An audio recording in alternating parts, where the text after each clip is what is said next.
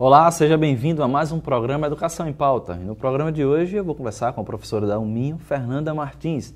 Ela é professora auxiliar do Departamento de Ciências Sociais da Educação do Instituto de Educação da Universidade do Minho, que fica localizada lá no campus Gualtar, em Braga, Portugal. Professora, seja bem-vinda ao programa Educação em Pauta. É um prazer tê-la aqui no nosso estúdio, no campus de Educação à Distância e IFRN. Obrigada. Eu é que agradeço a oportunidade de estar aqui a conversar com vocês. Portanto, para mim é um prazer. E como é que está achando aí da nossa cidade? Primeira vez que vem aqui? Eu não conhecia Natal, é a primeira vez que estou cá. Acho uma cidade maravilhosa, muito bonita, muito simpática, tranquila também, não é? Em certa medida, tranquila. E, portanto, está a ser, de fato, uma experiência muito interessante. Professora que veio para um congresso, né, no mês de dezembro do ano passado, e é esse tema que a gente vai discutir agora. Mas antes do tema, no nosso programa, geralmente a gente faz adentra um pouco sobre o investigador, o papel do professor dentro dessa sua formação. Como é que começaram os estudos na área de educação? Portanto, eu sou portuguesa, mas vivi a minha infância e juventude no Brasil, em São Paulo, e entrei na PUC de São Paulo, no curso de Pedagogia. Entretanto, depois por razões pessoais, retornei a Portugal, pedi um processo de equivalências ao meu curso e frequentei a licenciatura em Ciências da Educação. Terminada esta licenciatura em Ciências da Educação na Faculdade de Psicologia e Ciências da Educação da Universidade do Porto, eu continuei a trabalhar então com os meus antigos professores em projetos de investigação. E, entretanto, surgiu uma oportunidade, um concurso na Universidade do Minho, não é? Vale a pena dizer, Porto e Braga são cidades relativamente próximas, e, portanto, eu concorri à Universidade do Minho e fiquei, e então entrei para a carreira universitária. E a partir do momento que entrei para a carreira universitária, fiz toda a minha pós-graduação, mestrado e doutoramento, na Universidade do Minho, em cursos que pertencem ao meu departamento. Quais foram os seus objetos de estudo do mestrado e doutorado? O meu mestrado é um mestrado em Sociologia da Educação e Políticas Educativas, e o meu objeto de estudo concreto foi a ação de associações de pais e encarregados de educação na gestão da escola pública. Em Portugal, nós temos as associações de pais, são só associações de pais, não é? No Brasil, do que eu conheço, são associações de pais e mestres. Em Portugal, não, só são associações de pais e encarregados de educação. O encarregado de educação é aquela pessoa que pode, não sendo pai ou mãe, é o responsável legalmente pela criança face à escola. Pode ser um tio, pode ser um avô, pode ser, portanto...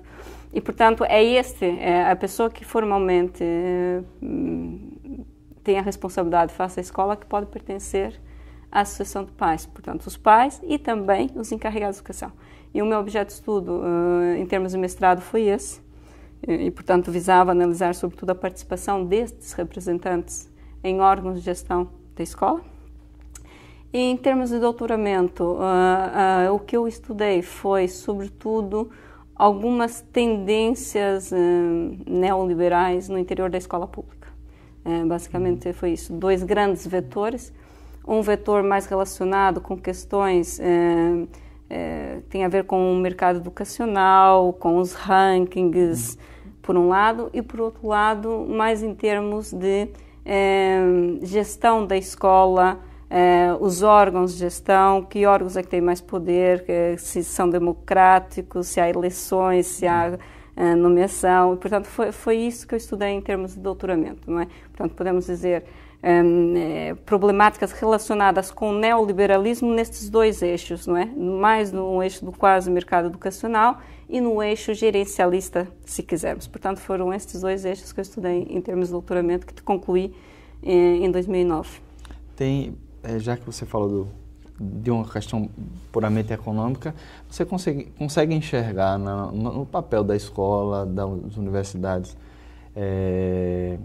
e dessa formação humana que a gente tem hoje em dia mesmo, como realmente a gente está indo para uma área onde o aluno, o papel do aluno é estar dentro de uma série de critérios, de gavetas, né? Sim. Onde a gente aproxima muito a pessoa em formação a um trabalhador, sim, sim. não é isso? Sim, sim, sim. Como é que a gente consegue ver? Ou seja, você é aluno, mas você precisa atender essa série de critérios. Sim, sim, sim. Há uma tendência, não é? Aliás, o neoliberalismo tem é sobre tudo isto que vem trazer. Há uma certa tendência para aproximar as organizações, nesse caso escolares, organizações educativas, mas nesse caso escolares, a modos de funcionamento de outros tipos de organização que não tem nada a ver com a educação, não é? Com o mundo industrial, com o mundo empresarial, com o mundo comercial. E, portanto, nesta lógica, o aluno passa a ser um produto, não é? E, portanto, é o produto, não é? E uma procura, de alguma forma, até exagerada pelo produto, pelo lucro, que no fundo são os resultados dos alunos, não é? E, portanto, há uma série de autores que têm vindo a chamar a atenção para isto, para as consequências disto, não é? Que em educação é tão importante o processo quanto o produto, e que ao valorizarmos o produto e um determinado tipo de produto, estamos simultaneamente a desvalorizar outras coisas que acontecem na escola e que são igualmente ou tão mais importantes, não é? Como é que se avalia a participação de um aluno num órgão de gestão? Como é que se avalia a participação do aluno na elaboração de um jornal escolar? Quer dizer, esta forma de medir, não é? É uma forma de medir restrita que exclui uma outra série de áreas importantíssimas quando nós pensamos na educação integral e na educação para a cidadania, não é? E, portanto, de fato é muito preocupante estas lógicas, a introdução destas lógicas no mundo da educação. O que é fato é que elas estão a entrar muito, não é? E, portanto, nós passamos a ter no currículo áreas que são mais nobres do que outras, e as áreas mais nobres são aquelas que vão ser medidas, pesadas e contadas, não é? E, portanto, nós temos, por exemplo, em Portugal, as escolas a se organizarem para, de fato, preparar os alunos para os testes, não é? Para os exames nacionais. E, portanto, o tempo do aluno é muito, de alguma forma, muito absorvido por isto, não é? E depois toda a outra parte, todas as outras disciplinas ficam um bocadinho em segundo plano. Atingir meta naquele exame. Exatamente. Alcançar um índice. Exatamente, porque em Portugal nós temos depois, para além dos exames nacionais, que são uma iniciativa governamental, derivam de políticas, não é, para a educação. Em Portugal temos essa especificidade, diferentemente dos países que introduziram estas lógicas neoliberais. Em Portugal os rankings são elaborados pela imprensa, não é, pelos jornais. E, portanto, não é propriamente o governo que elabora rankings, mas o que é fato é que eles existem.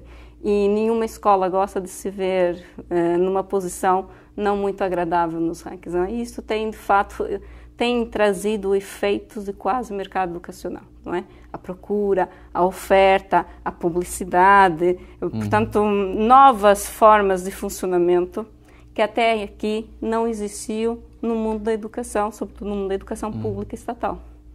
A grosso modo, não é a engrenagem da educação que está produzindo um novo mercado ou reoxigenando esse mercado, mas é esse mercado que está introjetando nessa formação uma estrutura para que ela possa voltar, não é isso, Exatamente, sim. E, portanto, quer dizer, portanto, nós vamos ter formas de funcionamento estranhas ao mundo da educação, que até aqui eram estranhas ao mundo da educação, não é? E, portanto, nós estamos a nos aproximar de formas de funcionamento do mundo empresarial, não é? E, portanto, o aluno passa a ser uma peça na engrenagem que precisa ser moldado daquela forma, e a escola tem que produzir X, não é? E, portanto, e todo o resto da socialização, da formação integral, da cidadania, não é? É um pouco deixado de lado ou menos valorizado na formação que a escola faz. Nessa sua pesquisa, no Brasil é comum algumas instituições, até governamentais ou não governamentais, empresas mesmo, ter parceria com instituições, universidades. É comum em Portugal também essa parceria, investimento para pesquisas dentro de centros de investigação ou não? Ainda não. Nós, sobretudo na área da educação que nós tenhamos conhecimento, ainda não.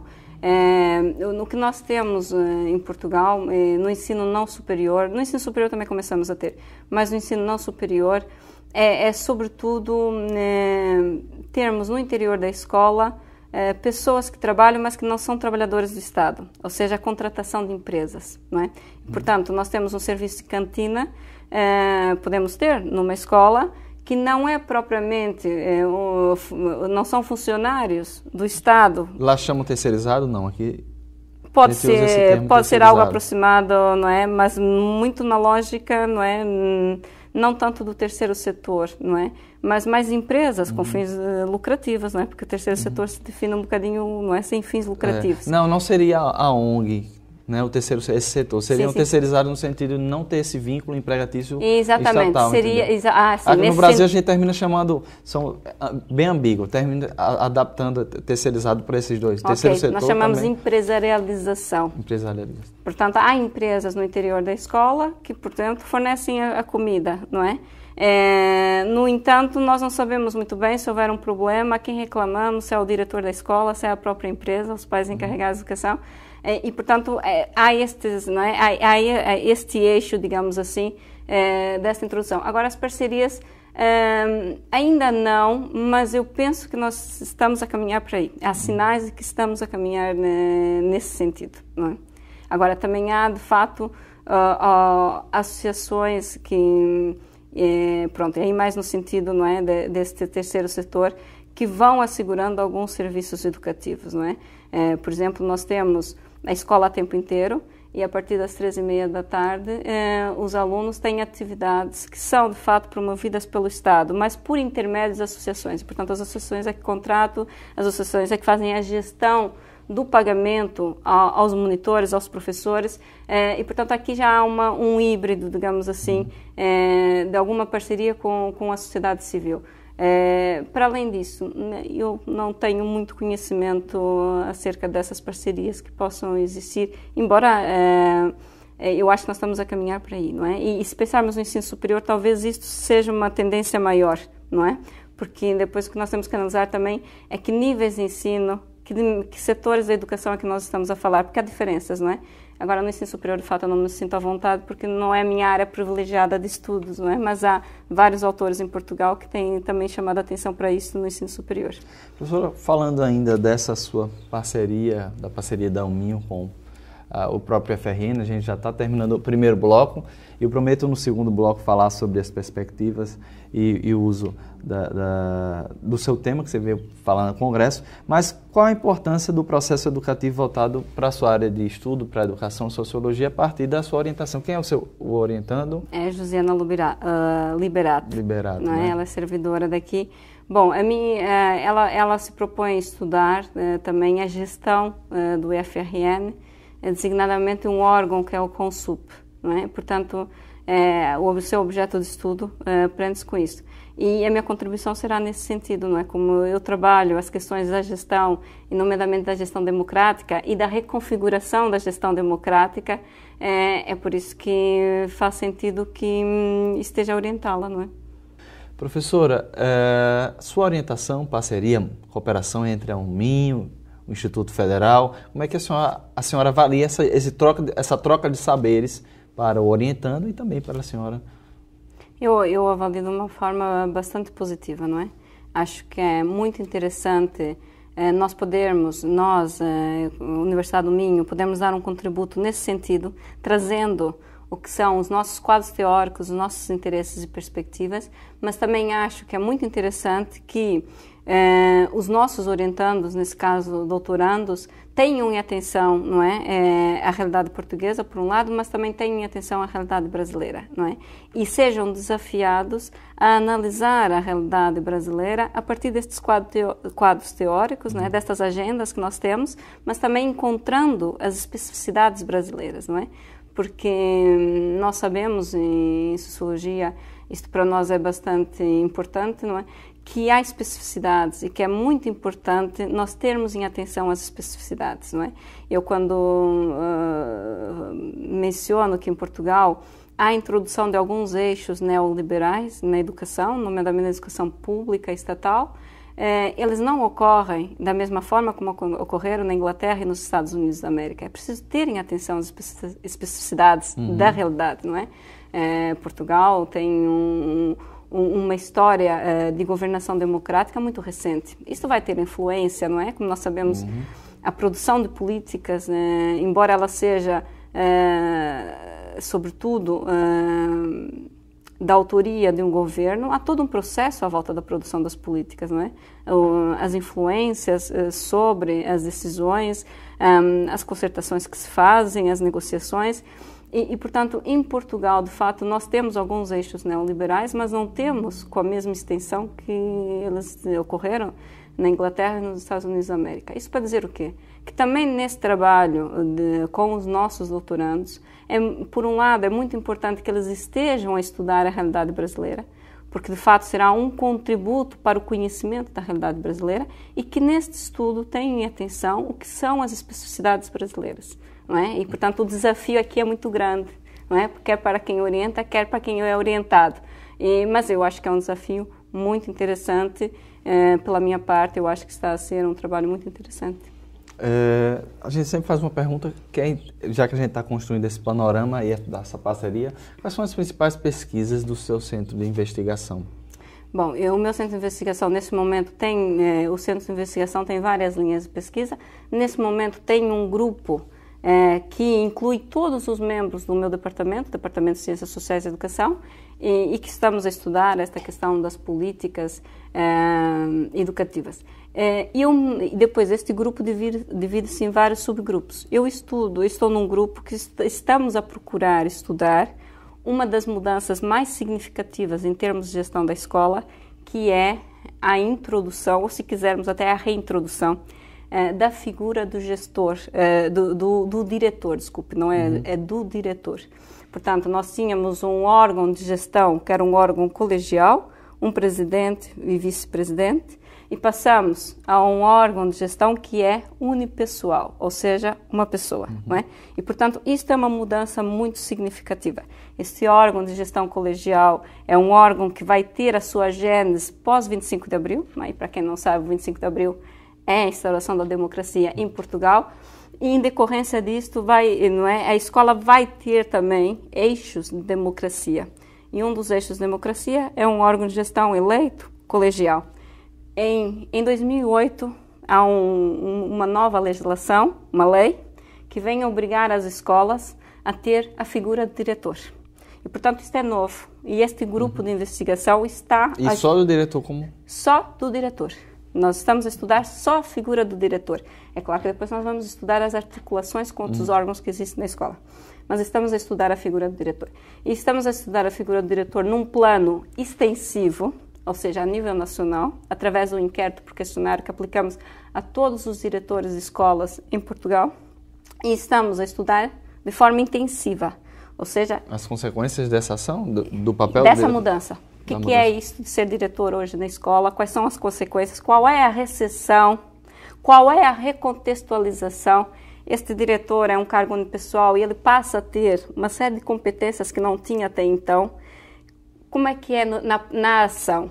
Ele, de fato, assume esse papel ou ele recontextualiza mais no sentido do que era a sua prática anterior? Porque muitas vezes eles já eram presidentes do conselho, não é? Ele ouve as pessoas ou não? Ele toma as decisões sozinhas? É isso que nós estamos a estudar, não é? E, portanto, o estudo está a avançar, embora ainda não tenhamos conclusões, mas parece-nos um trabalho muito interessante, não é? Mas já dá para identificar algum contexto preliminar? Sim, dá para identificar duas coisas. Essa mudança a curto prazo, ela vai ajudar? Sim, dá para identificar duas coisas. Uma delas é que, dada o que tinha sido o modo de gestão nas escolas, os diretores têm dificuldade nesse momento, se calhar, felizmente, em assumir sozinhos uma série de competências. E, portanto, o que é um pouco óbvio, por conta do processo histórico já era democrático e participativo. E, portanto, eles ouvem, eles auscultam, mas... Se alguma coisa não correr mal, a responsabilidade é do diretor. Aqui há a diferença em relação ao outro modelo, não é? A responsabilidade antes era do órgão colegial, agora não, agora é do diretor. Mas esta é uma tendência que nós verificamos. Há esta prática, não é? Depois, uma outra coisa que também começa a ser mais claro para nós, de fato, os professores, e sobretudo os professores mais velhos, não recebem muito bem a figura do diretor. Não recebem. Não é? E dizem, bom, aqui nesta escola isto não tem corrido muito mal porque, apesar de tudo, o diretor ainda nos ouve. Mas... Choque de geração também, né? Exatamente. Pode ser? Existem casos onde diretores mais jovens do que os próprios professores também, não? Eu isso ainda não consigo lhe dizer, mas eu penso que não. Eu penso que os diretores serão sempre já pessoas mais velhas. Porque uma das exigências para o cargo é que tenham tido experiências em cargos de gestão anterior. E, portanto, normalmente são pessoas mais velhas, né? E, portanto, nesta linha de investigação, nós estamos a fazer esse trabalho. Portanto, aplicamos um inquérito por questionário a todos os diretores de escola, estamos a recebê-los e estamos a fazer estudos de caso com entrevistas a diferentes membros de diferentes órgãos de gestão. Professora, a senhora apresentou aqui uma série de conferências internacionais no mês de dezembro de estudos em ciências da educação, a palestra com o tema das perspectivas democráticas às tendências gerencialistas no governo das organizações educativas, né? É um pouco desse tema que a gente já está discutindo, mas o que mais? Exatamente. Esse tema também tem muito a ver com o meu doutoramento, não é? E, portanto, o que eu estudei, sobretudo no doutoramento, são essas tendências gerencialistas, não é? Que tem a ver exatamente com o que nós já aqui falamos. Esta reconfiguração que o papel do responsável da escola, seja um conselho ou seja uma figura unipessoal, um diretor, passa a ter quando outras lógicas se impõem à educação. E, portanto, o diretor nestas lógicas neoliberais vai ter que ser alguém que vai ter que fazer publicidade, vai ter que ser alguém que tem que pressionar os professores para atingirem as metas. Portanto, há aqui uma reconfiguração do papel do diretor, não é? Eu estudei isto, por um lado. Não é apenas a pedagogia, a educação, mas ele tem que ter um pouco de gestão de relacionamento. Exatamente. Ele se torna mais um gestor do que propriamente um pedagogo, não é? Mas para a área administrativa mesmo. Exatamente. Burocrática. Exatamente. Burocrática e não só, não é? E não só, é de mercado, não é? E de quase mercado. Porque com os rankings das escolas, a influência dos rankings das escolas, há aqui efeitos de quase mercado. E, portanto, ele vai começar a se preocupar também com a publicidade da escola, que antes não se preocupava, com ir à escola do nível inferior, dizer quais são os cursos que há lá na sua escola, como é que são as instalações, até pode levar um vídeo para mostrar como é que é a escola. Quer dizer, alguma tentativas de atrair públicos escolares. Portanto, isso não existia antes, não é? E a questão que se coloca aqui é a energia que se gasta nisto, não é? O dinheiro que também se gasta nisto e depois todo um outro conjunto de matérias importantes que acabam por passar para o segundo plano, não é? Isto seria um dos eixos. O outro eixo tem a ver já então com esta figura, mas que passa a existir, que existe em Portugal ainda antes da figura. Isso é interessante, não é? Antes da criação dessa figura unipessoal, o órgão colegial, ao longo dos tempos, vem ganhando e concentrando competências para si. Depois, o fato de passar a um órgão unipessoal, não é? É a cereja em cima do bolo, como nós costumamos dizer em Portugal. Portanto, eu também estudei esta concentração, se quisermos, tem a ver com a concentração de poderes no órgão de gestão. Ainda enquanto ele era colegial, ele passa a concentrar uma série de poderes que antes pertenciam a órgãos que também eram colegiais, mas eram de uma base mais alargada, em que estavam representados os professores, os alunos, os pais. E, portanto, há um esvaziamento destes órgãos, não é? Em vantagem para o órgão de gestão. A seguir, esse órgão de gestão passa a ser unipessoal, está a ver? Quer dizer, então ele passa a concentrar mais competências e deixa de repartir essas competências com os outros órgãos de gestão. Não é? E é isso que eu tenho vindo a estudar. Por exemplo, nós tínhamos na escola portuguesa vários órgãos de eleição, não é? O coordenador de disciplina, que é o grupo disciplinar, era eleito de entre os membros do grupo disciplinar. Hoje ele é nomeado pelo diretor. Então não vai deixar de ter um relacionamento ou uma indicação, talvez não por competência. Sim, né? sim. E sem contar também que pode ser que aconteça, essa pergunta que eu vou fazer agora, como eu não faço mais parte de uma comissão, os próprios representantes de PAI, agora a responsabilidade sobre o ofício do ensinar fica a cargo do diretor. Não preciso nem mais ir para a escola para discutir alguma coisa. É provável que tenha consequências de desmobilização, não é? De desmobilização das pessoas, não é? Por exemplo, a própria figura do órgão de gestão no modelo anterior, ele era eleito por representantes dos pais, dos alunos e dos professores. Mas uma base alargada, todos os professores, desde que efetivos. todos os funcionários, um representante de cada turma de alunos, um representante de cada pai. Hoje não, esta eleição do diretor hoje é feita num órgão muito restrito, por setores de representação, mas uma representação muito restrita, não é? São 10 ou 12 elementos que escolhem o diretor, não é? Isto é um outro eixo em que nós vemos que há aqui uma menor democratização. Nós não podemos dizer, e eu acho que isso é importante, não é? Nós não podemos dizer que a escola deixou de ser democrática. Não, porque continua a haver aqui, o diretor é eleito, não é? Mas esta democracia, não é, tem vindo a ser esvaziada, não é? E, portanto, nós caminhávamos, em alguma medida, no sentido de aprofundamento da democracia, de uma democracia mais participativa. Nesse momento, não. Parece que estamos a caminhar no sentido contrário, não é? E pronto. E a questão aqui isto pode ter implicações para todos nós, não é? Se nós vivemos uma sociedade democrática, o papel da escola também por um lado, que os alunos tenham exemplos de democracia, não é? E depois também tem a ver com a própria cidadania, não é? Os professores também querem ser cidadãos da escola, não é? Querem participar nas decisões, né? E, portanto, é isso que eu acho que nós estamos a perder, não é? Então, aí, já essa questão do papel da escola na sociedade contemporânea já daria aí mais umas 2 ou 3 entrevistas, né, professora? Sem dúvida. Mas, infelizmente, a gente está com o tempo esgotado. Agradecemos a sua participação no programa de hoje. Muito obrigado. Muito obrigada. Foi um prazer. Foi um prazer. E a você, telespectador, obrigado mais uma vez por acompanhar o programa Educação em Pauta. Nós temos um Twitter, @Educação em Pauta, lembrando, sem um C, cedilha e acento. Você pode enviar sugestões e acompanhar também os temas das entrevistas, os nossos programas que são enviados também e postados pelo YouTube. Muito obrigado pela sua audiência. Lembrando que o programa Educação em Pauta é transmitido pela TV Câmara todos os sábados às 10 horas da manhã, com reprise aos domingos também no mesmo horário. Eu te vejo na próxima semana. Até lá. Tchau.